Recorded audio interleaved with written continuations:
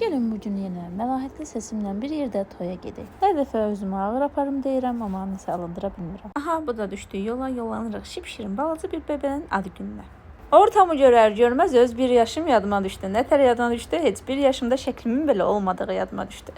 Çox pis təsir elədi.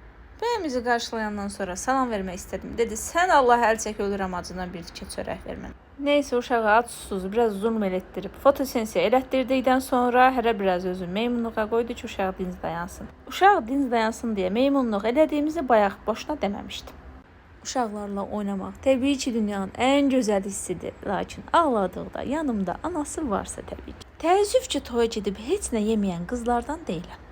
Aşına qədər dadmasam toyxanadan çıxmıram, lakin aşı yemək üçün qaşıq tapmıram. Yeməyimi yeyib ətrafı seyr edirdim ki, gördüm xafın uşaqları yerləri silməyə başladı. Mən də yerlər nə qədər təmizdir deyib oynamağa başladım. Ailəmizin bir sözü var. Sümüklərimiz yanır oynamaq üçün haçan evlənirsiniz. Artıq bütün toylarda ağzı 10 kuruq sən üçün olsun sözünü eşitməmiş yerimə qayıtmıram. Kənarda oturub böyük evlərin böyük gəlini olan böyük xalam bildirdi ki, pəncüşəş çalmasaz qol qaldıran deyiləm.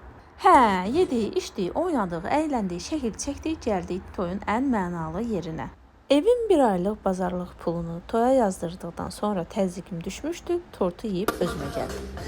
Davamında da çünki məndən bir dənə deyib, nəyi var oynadır.